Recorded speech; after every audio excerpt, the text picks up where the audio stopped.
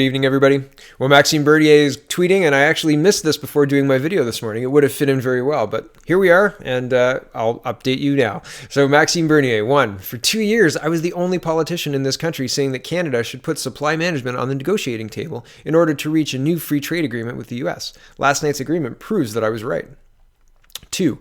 Reports are saying that Canada traded access to markets under supply management for the preservation of a key dispute resolution system and exemption from threatened auto tariffs. I'm happy that we avoided a failure that would have been catastrophic for our economy.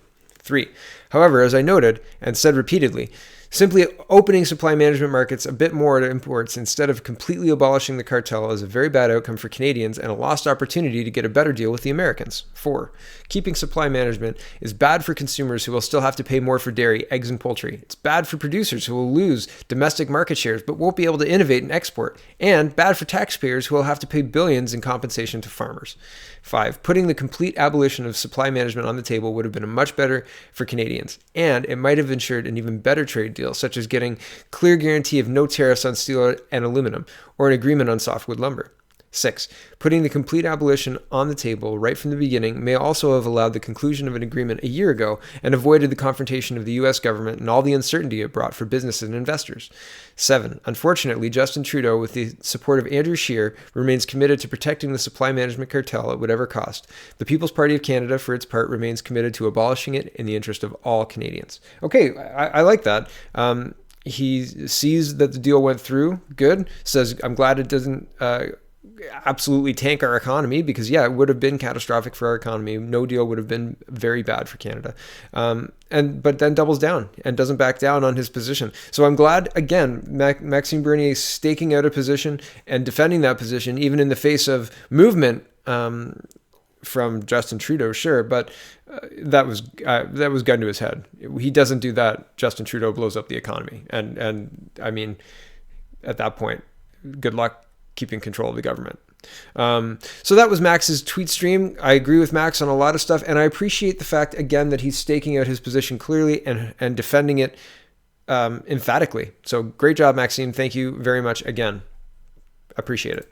So I thought this was great. I saw this tweet by Bill Tufts, and we're going to have a look at the authenticity here. So Canada to admit nearly 1 million immigrants over the next 3 years. That's like 1 new Manitoba or Saskatchewan or 2 Newfoundlands or 7 Prince Edward Islands. How much is enough? And there's a link to a CBC article. And here's the CBC article. I clicked to it first accidentally. And it says Canada to admit nearly 1 million immigrants over the next 3 years. Now, if you're paying attention, good at math, all of the above, this was 2017, this article. And we're in 2018 now, and 2019 is next year. So the last year of this suggested surge would be 1 year after their mandate's over. So this isn't new news, but I hadn't seen this yet. And here's the population of Manitoba, 1.282 million. And here's the population of Saskatchewan as of 2016, 1.98 million. And here's the population of Newfoundland and Labrador. So it seems short-sighted to bring that many people in to Canada when we have some concerns and troubles that immigration, high levels of immigration, won't help. Here's a report from the Toronto Sun talking about federal report calls for special treatment of immigrants. And this is a report that talks about job laddering. And I've done a video about this already. And so the link will be in the description. But basically, it's an incentive to hire and promote immigrants instead of Canadian citizens, like natural-born Canadian citizens. And so that's interesting.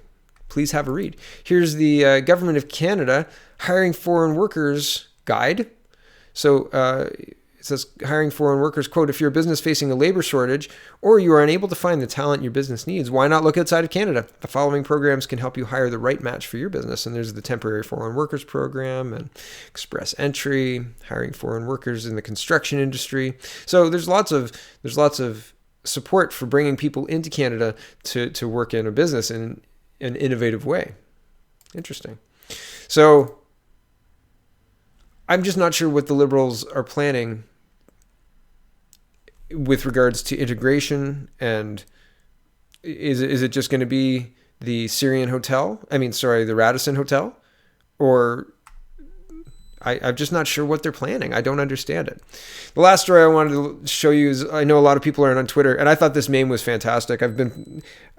CBC has been shoving Brett Kavanaugh down my throat, telling me how awful he is and how much he does not deserve to be a Supreme Court judge, a justice on the Supreme Court. And I just thought this meme was quite to the point. So it says at the top, they're both accused of sexual assault, and there's a picture of Brett Kavanaugh on the left and Justin Trudeau on the right. And underneath Brett Kavanaugh, it says his accuser came forward decades later, can provide no location, no data, no corroborating witnesses. Her account is pure hearsay. And underneath Justin Trudeau, it says his accuser came forward immediately, told her editor, published the account in a newspaper. Her account was acknowledged. Where are the mass protests of outraged feminists and, quote, Me Too activists demanding that we believe Trudeau's accuser? Yeah, hypocritical much, CBC, in your reporting? Okay, so this is what I've been watching today, and thanks for watching, guys. Check out peoplespartyofcanada.ca, maximebernier.com. Thanks, guys.